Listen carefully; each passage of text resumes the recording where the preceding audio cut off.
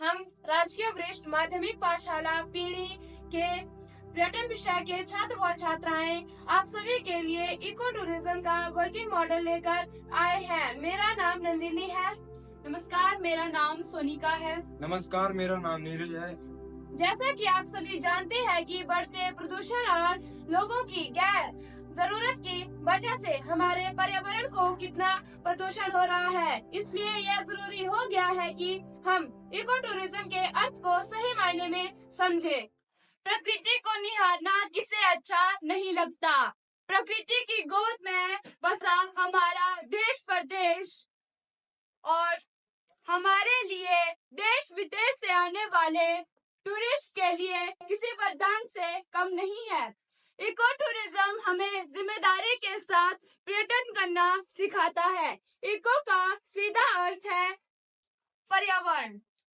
पर्यावरण सुरक्षित होगा तो हम सभी भी सुरक्षित होंगे। हमने अपने मॉडल में अलग अलग इको टूरिज्म की एक्टिविटीज बनाई है, जो यह दर्शाती है कि हम सभी को इको टूरिज्म की एक्टिविटीज करनी चाहिए, लेकिन पर्यावरण की जिम्मेदारी को समझकर। सबसे पहले हम शुरुआत करते हैं वाटरफॉल से। प्रकृति की गोद में समाया हुआ हमारा वाटरफॉल इको टूरिज्म करने वाले टूरिस्ट और यहाँ पर पक्षियों को किस प्रकार आकर्षित कर रहे हैं। जैसे कि हमने यहाँ पर आपको टूरिस्ट को फोटो खींचते हुए दर्शाया है और उड़ते हुए पक्षियों को भी दर्शाया है।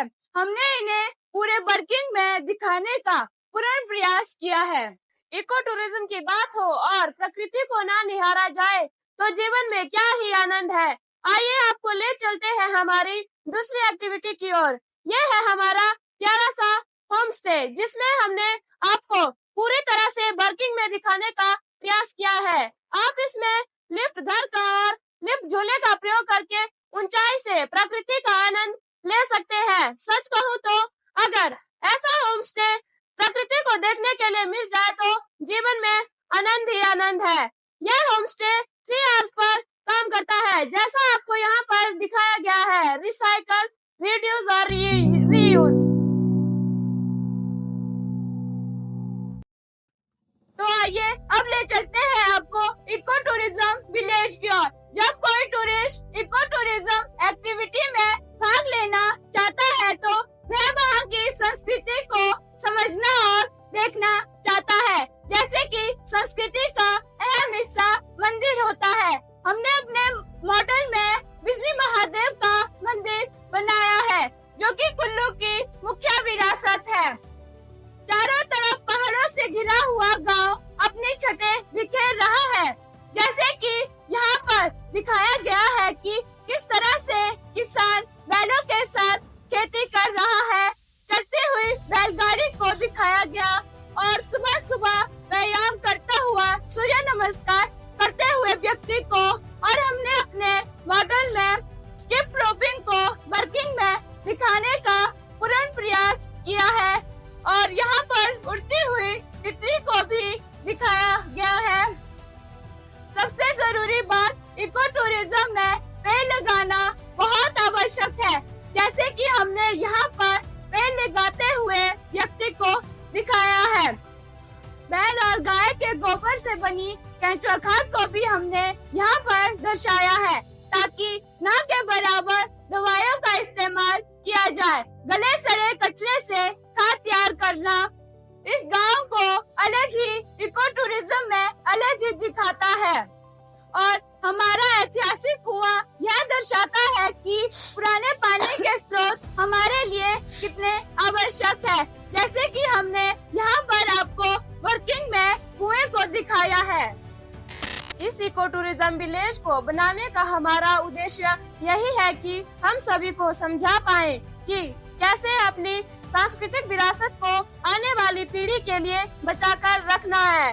हम अपने पर्यटकों को भी यह समझाना चाहते हैं कि कैसे हमें अपने इस मशीनी और आधुनिकीकरण के युग में अपनी सांस्कृतिक विरासतों को बचाकर रखना है। पर्यावरण को प्रदूषित करना, इसे नुकसान पहुंचाना और गांवों में इको टूरिज्म एक्टिविटी शून्य, यह हमें पतन की ओर ले जा रहे हैं। पानी को निहारना, महसूस करना और बोटिंग करते हुए मानो पर्यटन का आनंद चरम सीमा पर होता है। हमने वाटर टूरिज्म के इसमें एक पुल भी दिखाया है जो बोटिंग के समय बंद रहता है और बाद में अपनी सामान्य स्थिति में आ जाता है। ये पुल यह दर्शाता है कि हमें अपनी तकनीकी का प्रयोग करना चाहिए, परंतु पर्यावरण को ध्यान में रखते हुए। अब हम आपको ले चलते हैं पर्यावरण के बीचों बीच, जहां हमने जंगली जीव जंतुओं को दिखाते हुए wild life sanctuary national park का शानदार अनुभव प्रदान करने की कोशिश की है। जैसे कि आप यहाँ पर देख सकते हैं, टाइगर, गुफा से निकलता हुआ भालू, हिरन और हाथी। जैसे आप सभी यह देख पा रहे हैं, मैं यहाँ पर आपको एक बात समझाना चाहती हूँ कि जंगली जीव जंतुओं को शोर वातावरण बिल्कुल पसंद नहीं है। उन्हें शांत वातावरण में रहना ज्यादा पसंद है। इसीलिए मैं बार बार कह रही हूँ कि अगर इको टूरिज्म करना है तो जिम्मेदारी के साथ करें। जैसे कि आप यहाँ पर देख सकते हैं कि इको टूरिज्म को बढ़ावा कैंपिंग करके और पेड़ लगा के दे सकते हैं। जैसा कि आप देख सकते हैं कि किस प्रकार यह व्यक्ति साइकिलिंग करने के बाद खुले वातावरण में झूला झूल रहा है और पक्षियों की चहचहाहट तो अपने आप में ही इको टूरिज्म को चार चांद लगा देती है। और आप जीप से भी वाटर टूरिज्म को होते हुए देख सकते हैं और जंगल सफारी कर सकते हैं।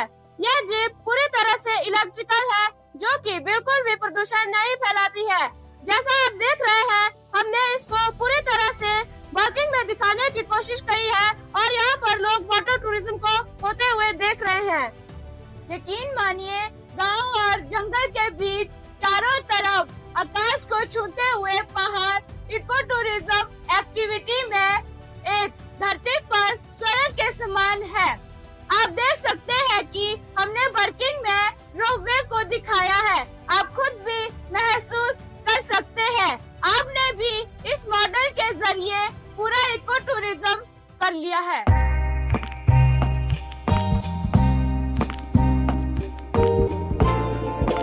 हमारे इस इको टूरिज्म मॉडल को बनाने का उद्देश्य यह है कि हम सभी को यह समझा पाए कि इको टूरिज्म हमारे लिए कितना महत्वपूर्ण है और हमें इस इको टूरिज्म को पूरे भारत में बढ़ावा देना चाहिए।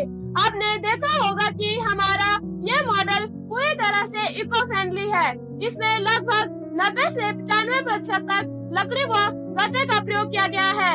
इस मॉडल के जरिए हम यह भी बताना चाहते हैं कि हमें अपने घरों में अधिक से अधिक इको फ्रेंडली चीजों का इस्तेमाल करना चाहिए। तो मैं आपसे पूछना चाहूँगा, आपको इस मॉडल को बनाने में कितने दिनों का समय लगा है? जी, हमें इस पूरे मॉडल को बनाने में पूरे 7 दिन का टाइम लगा है। राजकीय वरिष्ठ माध्यमिक पाठशाला पीरी आपसे अनुरोध करता है कि हम सभी इको टूरिज्म के महत्व को समझेंगे और इको टूरिज्म को अमल में लाएंगे। धन्यवाद। जय हिंद, जय भारत।